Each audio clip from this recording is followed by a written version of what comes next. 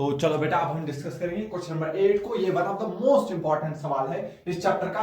तो अब हम देखिए क्या खूबसूरत सवाल बनाया है सी वर्मा सर ने। कह रहा है हमारे पास एक कैरम बोर्ड है 4 feet into 4 feet, that means ये भी लेंथ 4 फीट है और ये भी इसकी लेंथ कितनी है 4 फीट, यानी कि एक स्क्वायर हमारे पास क्या है कैरम बोर्ड है। कह रहा है आपके हाथ में स्ट्राइकर है और क्वीन जो है सेंटर पे रखी हुई है और आप इसको स्ट्राइक कर रहे हो। जैसे आप स्ट्राइक कर रहे हो ये जो क्वीन है ये फ्रंट एज से टकराने के बाद जो इसके पीछे वाला होल है उसमें जाती है। क्लियर है इतना? हाँ सर। तो सवाल हमसे क्या पूछ रहा है, find the magnitude of displacement. Displacement कहां से कहां तक? पहला पार्ट ए पार्ट में कह रहा है सेंटर से लेके फ्रंट एज तक। क्लियर हुआ? ठीक है। फिर फ्रंट एज से लेके इस होल तक। क्लियर है? हाँ। फिर सेंटर से लेके होल तक, ये 3 पार्ट हमसे पूछ रहा है। तो ये 3 पार्ट हम बहुत आसानी से कर सकते हैं, लेकिन अगर आपको एक पॉइंट समझ आ गया जो इस क्वेश्चन का मेन वेपन है, वो हमें क्या कह रहा है, देखो आपको पता होना चाहिए जिस एंगल से हम स्ट्राइक करते हैं क्वीन को उसी एंगल से वो वापस आती है। दैट मीन जिस एंगल से ये टकराई होगी वो एंगल अगर मैं थीटा बोल दूं, ये उसी एंगल से टकराने के बाद वापस चली गई होगी। जिस एंगल से टकराई उसी एंगल से वापस चली गई होगी। जैसे लाइट, जैसे हम बोलते हैं जिस एंगल से लाइट आती है उसी एंगल से वापस जाती है। दैट मीन सर ये एंगल भी हमारे पास थीटा होगा। क्या इतना क्लियर है? हाँ सर। तो हम एज्यूम करेंगे यहां से यहां तक जो डिस्टेंस है हम मानेंगे x। यहां से इस लाइन तक जो डिस्टेंस है जहां पर फ्रंट एज ने इसको फ्रंट एज पे जहां पर इसने टकराया, जहां पे जो है क्वीन हमारी टकराई, हम मान रहे वो इधर से कितना दूर है, x डिस्टेंस दूर है। यानी कि इस पॉइंट से कितना दूर है, x डिस्टेंस दूर हम मानते हैं सेंटर से जो है हमारे क्वीन ने टकराया। क्लियर है? हाँ सर। तो सर अगर ये x है तो सर ये पूरा पार्ट कितना है? सर ये पूरी लेंथ कितनी है? 4 फीट। तो सर ये आधी कितनी होगी? सर ये होगी 2 फीट। बहुत बढ़िया। तो सर अगर इतना आपने x माना है, अगर ये x है तो सर ये भी x होगा। तो सर अगर इतना x है तो सर क्या मैं इसको बोल दूं 2 माइनस एक्स? हाँ बहुत बढ़िया, आराम से आप इसको 2 माइनस एक्स बोल सकते हो। क्लियर है इतना? आप देखो क्या करेंगे, अगर मैं यहां से ये देखो ये पूरा लेंथ कितना है सर, ये है 4 फीट। तो फिर आप बोल सकते हो मुझे यहां से यहां तक ये कितना लेंथ होगा? सर ये होगा 2 फीट। तो दैट मींस यहां से यहां तक भी ये कितना होगा सर? 2 फीट। आपको दिख रहा है यहां पे एक ट्रायंगल बनता हुआ, एक ट्रायंगल आपको दिख रहा है बनता हुआ ये? हाँ सर, हाँ सर दिख रहा है। एक छोटा सा ट्रायंगल आपको दिख रहा है? हाँ सर। तो क्या इससे tan थीटा लिख सकते हो? हाँ देखिए tan theta, tan theta sir tan theta होता है perpendicular upon base, perpendicular upon base. Sir theta के हिसाब से जब हम देखेंगे सर ये हमारा परपेंडिकुलर हो गया x। बहुत बढ़िया।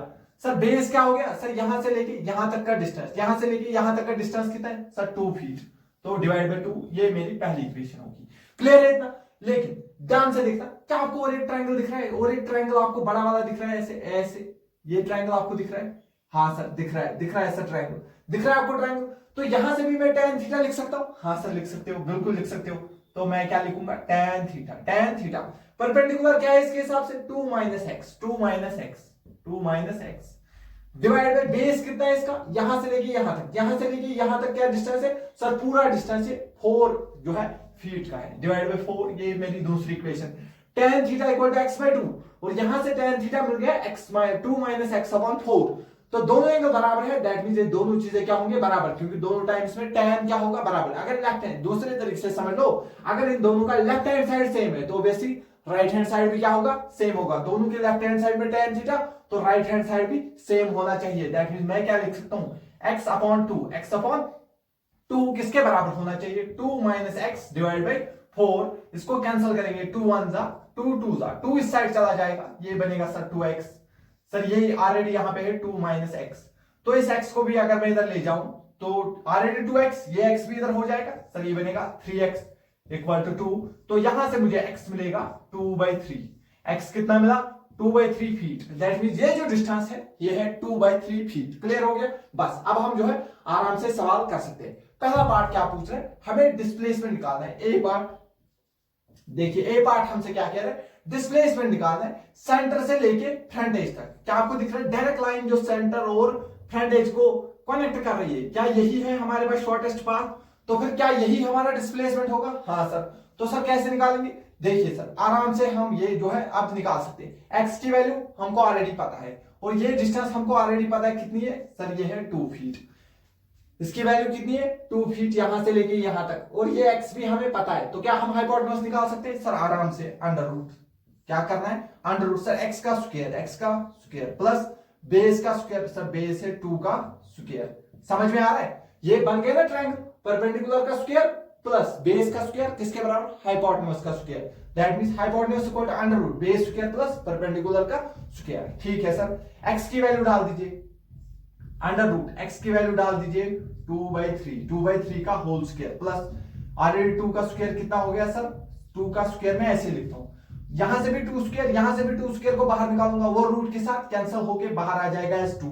सर अंदर क्या बचा, अंदर बचा 1 अपॉन, नीचे में देखो 2 स्क्वायर बाहर आया तो नीचे बचेगा 3 स्क्वायर प्लस, और यहां पर मेरे पास 1 बच रहा है, क्या बच रहा है 1। अगर आप ध्यान से देखोगे क्या आएगा 2 अंडर रूट 3 का स्क्वायर क्या होता है सर 9 होता है, दैट मींस ये हो गया 1, तो ये 3 का ये जो है 9 इसके साथ मल्टीप्लाई हो जाएगा, क्या हो जाएगा 1 प्लस 9, समझ आ गया इसको इसके साथ, क्योंकि डिवाइड में 1 into 1 1, 3 का स्क्वायर हो गया 9, इसके साथ डिवाइड बाई आ जाएगा 3 का स्क्वायर हो गया 9। क्लियर है इतना, थोड़ा ध्यान से देखना, 2 अंडर रूट 9 और 1 कितना हो गया सर 10 डिवाइड बाई 9 होता है 3 का स्क्वायर बाहर आ जाएगा, 3 का स्क्वायर बाहर आ जाएगा, दैट मींस 2/3 रूट 10 फीट जो है सर वो इसका आंसर हो जाएगा। ये हमें हो गया मैग्नीट्यूड ऑफ डिस्प्लेसमेंट, कहां ए पार्ट में, सेंटर से लेके फ्रंट एज तक, सेंटर से लेके फ्रंट एज तक। पहले आप इतना नोट करिए, फिर हम बी पार्ट करते हैं।